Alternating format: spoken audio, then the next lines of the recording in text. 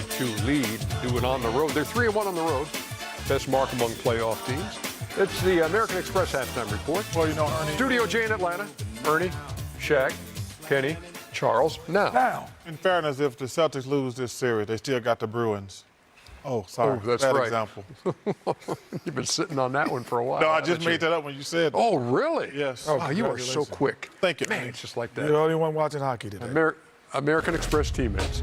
And the Bruins aren't watching hockey today because they were got knocked nothing else out, to do. which is the point of Chuck's joke. Anyway. Wasn't funny. 4 out of the 5 starters for Philly in double figures, led by Embiid, who's also 9 of 9 at the foul line. Tyrese Maxey, those 11 points came in the first quarter. And the only starter who didn't score is P.J. Tucker, who is playing in his 100th playoff game. Just thought you might want to know that. But let's start with the show that tells me that the team is well connected, led by Joel Embiid. And listen, he's playing great. 21-5, 9 for 9 for the free throw line. Look, biggest guy out there, you better get this rebound. I would like to see him dunk that, but hey, just put it up. Right here, MVP. Look, he's not going to play and respect you. We know you have the ability to hit that shot. Shoot it with confidence. Me and Charles don't like this, but when it goes in, it's a great shot, Ernie. That went in, so it's a great shot. Right here, posting up. Listen, this guy's smaller than you. Oh, 1 or 2 dribbles. He's going to either foul you, block your shot, or you're going to score. So just keep being aggressive. 21-5 is good. 9 for 9, and I just hope he continues that. I don't want to happen tonight what happened last night, but you had a good first half, and then you kind of disappeared in the second half. So if he can end up with 40-something, then I would say he's dominated the game. Sixers shooting 45%, Boston 37%. I always enjoy it when I ask Kenny what his pictures are, and he doesn't really tell me. He just has a title for them. And this one is Comedy of Errors. Comedy of Errors. Come on, Chuck. Take a run. I knew you wanted to. Take a run. Take a run, Chuck. Come on, Chuck. Hey, do your job. Do your job, man. Oh, now when I'm bragging, do your job. One of my friends always said somebody do better. Okay, come on, You're Chuck. better than that, Kenny. You're better than that. Do better. This at one time was Be a better human, Kenny. A 15-point game for the Philadelphia 76ers. And how's the only way that you can let a team back into the game? Now it's a 9-point game. There's hope for the Boston Celtics. It's a comedy of errors. Because now, as this pass goes out and they freeze it right here, and it goes to Derek White, you cannot foul a 3-point shooter. That's a mental breakdown. Do not foul 3-point shooters. You give them 3 free throws at the line. Now the lead is cut to 12. How else can you do it? If you're on the offensive end, James Harden is tying his shoe, freeze it here. And you say you're bringing the ball up court. There's no double team. There's no pressure. But now you throw the ball away. Joel Embiid smacks it out of bounds. They score again. They cut it to 11. And then the last part of it, freeze it there. You go and you get a foul off the ball, which leads to a technical and 2 free throws by Smart. So they get 3 more points, let them back in the game. Championship basketball is about concentration. That has nothing to do with coaching. That's all concentration. I enjoy a themed Kenny's pictures. Comedy of errors. Whose phone just went off? Kenny's. Not mine. No, it didn't. Not yours. See, he said, man, that's his. That's his. That's his. Give it up, man. Give it up. Give him the phone, man. Give him the phone. Oh, he put it in the garbage. Oh, my God. That's where it should go. Oh, my gosh. You know, me and Shaq said before the game, it was time for Joel to be an MVP.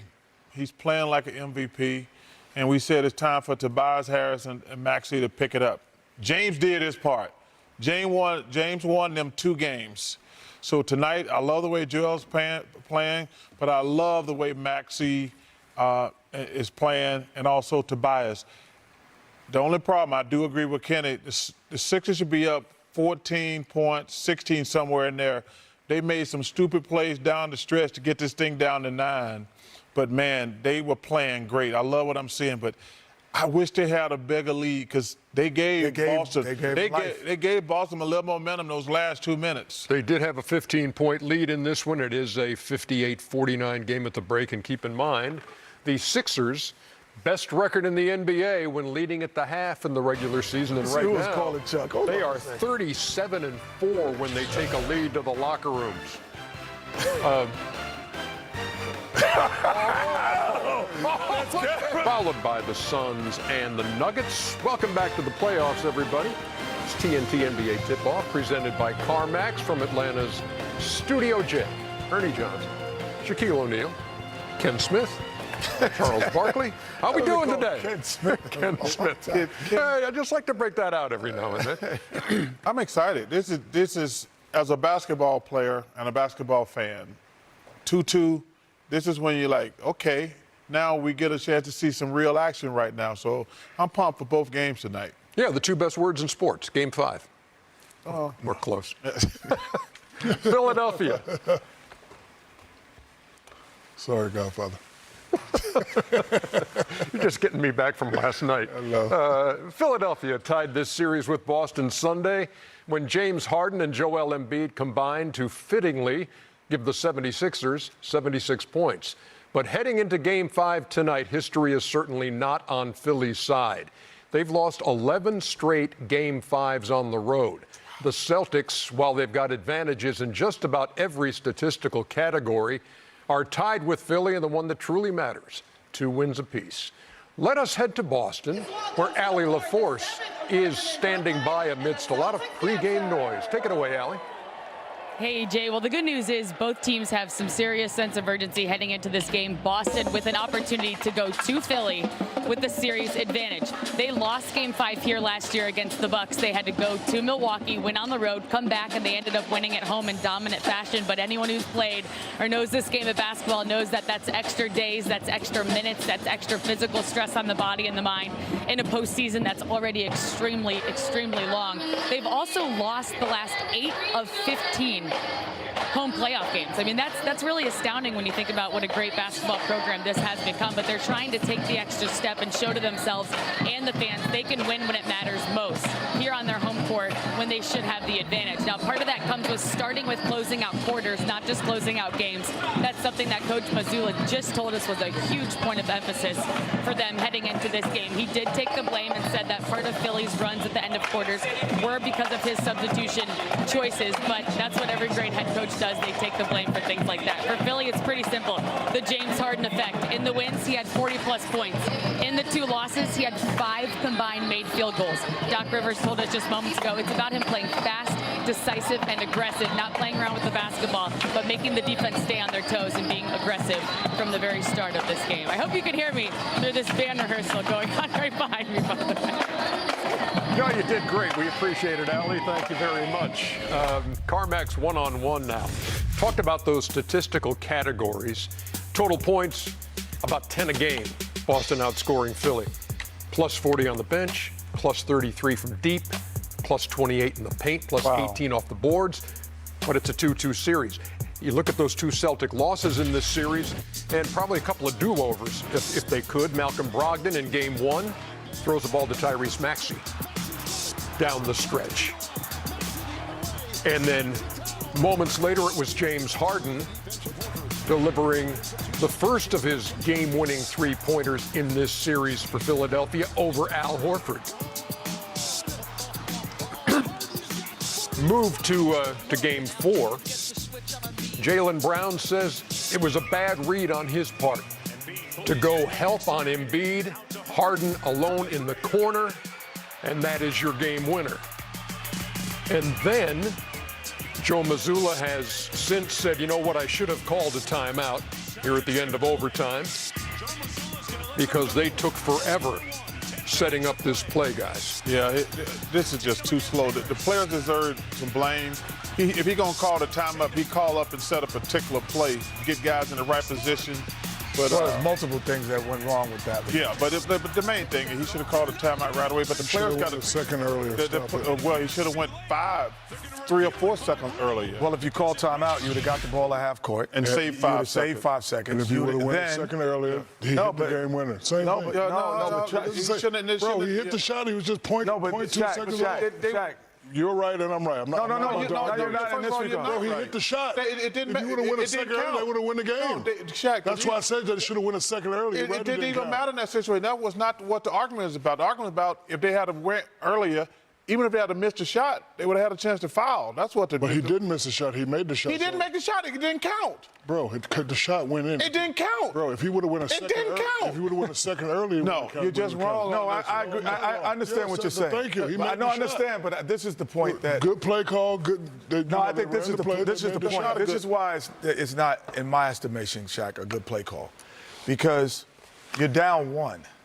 So you want to give yourself as many opportunities to win the game as possible. And so if you would have shot the ball quicker, now even if you miss or make, you still would have had an opportunity. So you have to call a timeout and shoot quickly. Because there's no point in the game that you've ever been in with Phil Jackson or Pat Riley. Wait, where you're down 1. Listen, wait, I'm just saying this, Shaq. Where you're down 1 point with 11 seconds to go, and you take the last shot to win it. No, game is tied. Okay, yes, but I hate when y'all down 1. I hate when y'all put too many ifs in the verb. You said if you missed a shot, he didn't miss the shot. He made the shot. It didn't count. Can I finish? Yeah, you No. finished. He didn't make the shit. It didn't count. When he got the ball, Jason told him to hit the ball. If you would have went a second earlier, He would have hit the shot and they won the game. Game over. But he did. That's all I'm saying. But he did. But did you hear what you said? Yeah. If.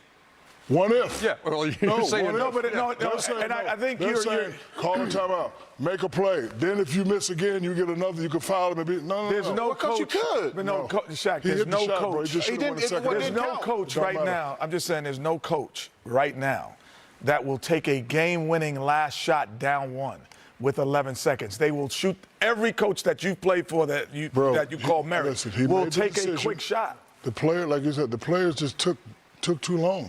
Yeah, but he still. Recognition. I understand. Hey, we just gonna argue all day. Well, we're not gonna argue. You just wrong. No, I'm not wrong. Yeah. I'm not wrong. You're just wrong. No, you wrong. Yeah. I think we've ridden this horse far enough. Tell me who's going to win Game 5. Well, the other thing about all of that is this where experience comes in. So Joe Mazzulla knows now, man, I made a huge mistake possibly. He admitted it, that he made a mistake. So now he is on his coaching IQ is up. His coaching antennas are high right now. So this is what you gain experience. He just called a timeout. Yeah, it's funny. He's a first-year coach. He's learning the system and learning to be in these moments. And like he's never been in these moments before. I don't care what you prepare yourself as assistant coach. This is his first head coaching job. And that's okay. And get us out this series, though. Like, okay, get us out this series. No one's going to remember that you didn't call timeout. Yeah. Lesson learned. Get us out this series. And this is what I think experience and learning. Steve Kerr went through these cycles. You know, every great coach that's in the NBA go through these cycles, and he'll be fine. But also, that play didn't lose them the game. That was a mistake. He admitted it was a mistake, but I don't think that cost them the game. They made too many mental errors going down the stretch. Jaylen Brown leaving James Harden, that was a mistake. They got away with the offensive foul on Tatum, but they've got to do a better job of taking care of the ball. They have too many reckless turnovers. But You thought that was a bad read? You don't. Jaylen Brown himself said it was. No, I'm just saying I mean, Joel Embiid. I'm just saying Joel Embiid in the post. Yeah, he would have tied the game. No, I'm being backing him. He would have down. tied the game. It's only a bad read because James Harden was going at that point. When the guy's Right. going. Okay, that's all. But I'm saying, what you don't. If even if Joel scores, It wasn't like the shot wasn't contested. but Jaylen Brown said he was wrong. I'm gonna just trust him. Okay. Boston, by the way, 0-3 in this postseason in games decided by 4 points or less, 0-2 in this series. What are you looking for from James Harden tonight?